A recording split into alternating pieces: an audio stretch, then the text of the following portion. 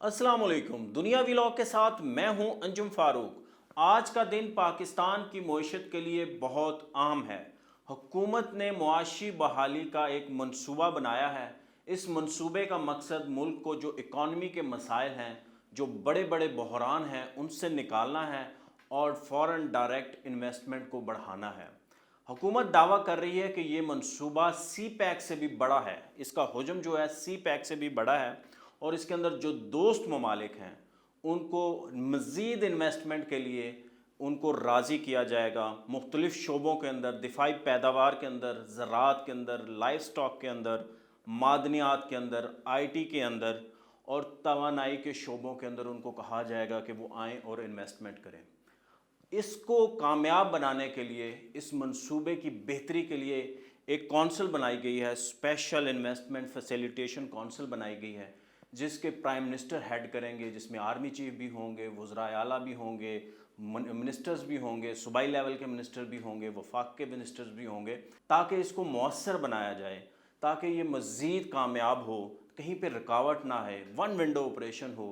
इस मंसूबे के तहत 4 से 5 सालों के अंदर 20 लाख लोगों को बराह रास्त रोज़गार मिलेगा और तकरीबन 1 करोड़ नौजवानों को इनडायरेक्ट मुलाजमतें दी जाएंगी और इन्हीं 4-5 सालों के अंदर जो आपकी एक्सपोर्ट्स हैं उनको 70 बिलियन तक बढ़ाया जाएगा। जो इंपोर्ट सब्सटीट्यूशन है वो भी 70 बिलियन डॉलर की जाएगी। फॉरेन डायरेक्ट इन्वेस्टमेंट को 100 अरब डॉलर तक बढ़ाया जाएगा। मंसूबे के तहत 4 से 5 सालों के अंदर जो ज़र मुबादला के ज़खायर हैं उसके अंदर भी बेहतरी लाई जाएगी, ताकि हमारे जो मुआशी मसाइल हैं ना वो हल हो सकें। ये मंसूबा अगर इसी तरह ही जिस तरह के पेपर के अंदर है, इसको अगर हम कर गए, बतौर कौम करना है हमने, ये सिर्फ हुकूमतों का काम नहीं है, ये बतौर कौम करना है। अगर हम कर गए तो 2035 तक, यानी कि आज से 12 साल बाद पाकिस्तान की इकॉनमी का हजम 1 ट्रिलियन डॉलर हो जाएगा। इस वक्त हम तकरीबन 350 अरब डॉलर की हमारी इकॉनमी है, तो वो 1000 अरब तक चली जाएगी।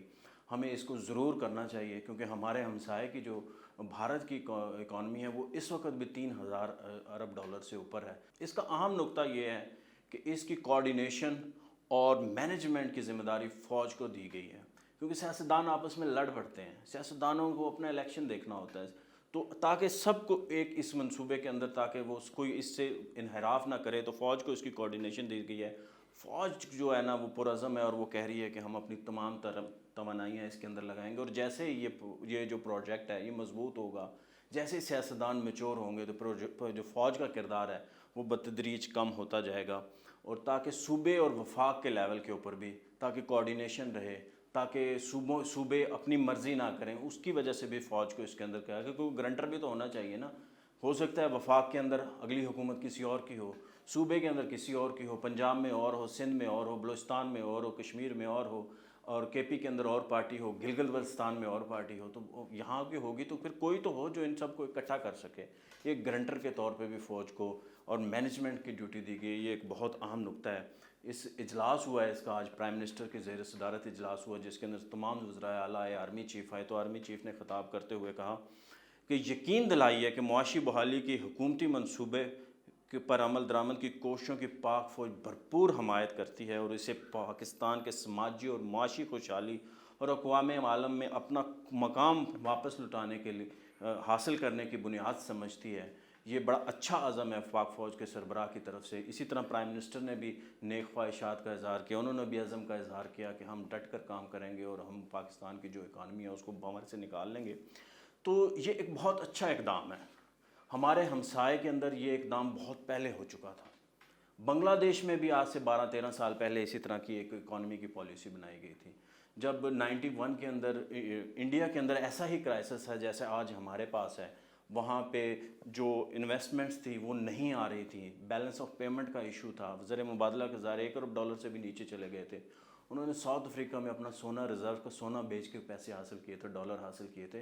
तो फिर जो साबिक वज़ीर आज़म है मनमोहन सिंह, उस वक्त वो वज़ीर ख़जाना थे, तो उन्होंने एक पॉलिसी बनाई थी और उसको आइंदा आने वाली हुकूमतों ने भी उसको ऑन किया था और वो उसी मंसूबे पे चले, जहाँ पे उनके पास 1 अरब डॉलर भी नहीं रह गए थे। तो आज उनके पास 600 अरब डॉलर से ज़्यादा के रिज़र्व उनके स्टेट बैंक के पास है, उनके ख़जाने के अंदर मौजूद है। आज हमारा है, तो हमें भी इस वक्त कुछ ना कुछ करना होगा। इसी तरह यही हाल जो है बांग्लादेश का था, वहाँ पे भी इकॉनमी का क्राइसिस था। تو وہاں کی حکومت بھی بیٹھی اور انہوں نے معاشی پلان بنایا. اب وہاں پہ گورنمنٹ چینج ہو جاتی ہے کہ دوسری پارٹی کی حکومت آ جائے, مگر معیشت کے اوپر منصوبہ بندی جو ہے نا ان کی وہ چینج نہیں ہوتی. معاشی پلان ویسے ہی چلتے ہیں. اس کے اندر اگر کوئی رکاوٹ ڈالتا ہے, رکھنا نہیں ڈالتا, اگر کوئی ڈالتا ہے تو اس کو سزا دی جاتی ہے. یہ ایک بڑی اچھی ایفرٹ ہے, یہ ہونی چاہیے تھی. مگر سب سے اس میں کچھ 2-3 چیزیں ہیں جو مجھے لگ رہا ہے. کیا یہ معاشی پالیسی بناتے ہوئے کاروباری طبقے کو آن بورڈ لیا گیا؟ کیونکہ کاروباری طبقے نے ہی تو مین کام کرنا ہے. اگر وہ آن بورڈ ہیں, جیسے ہم نے بنایا کہ ہم 8 بجے مارکیٹیں بند کر دیں گے, جو تاجر برادری ہے وہ مان ہی نہیں رہی.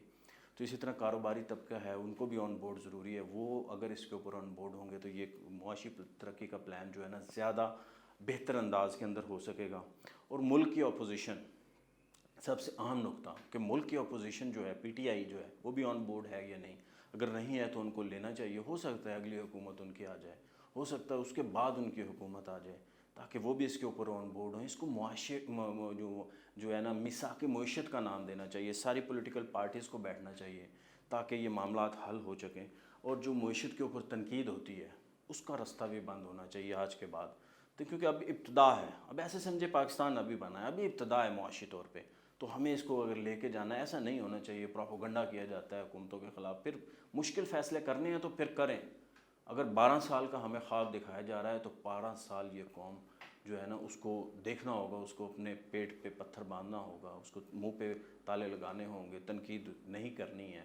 اگر حکومتیں کام کر رہی ہیں تو ان کو کام کرنے دینا ہے, مشکل فیصلے کرتی ہیں تو ان کو کرنے دینا ہے. سوشل میڈیا کا زمانہ ہے, ہمیں بھی خاموش رہنا, ہمیں بھی کچھ جو سخت فیصلے ہیں اس کا بوجھ برداشت کرنا ہے تاکہ یہ ملک کی معیشت جو ہے نا وہ بہتر ہو جائے.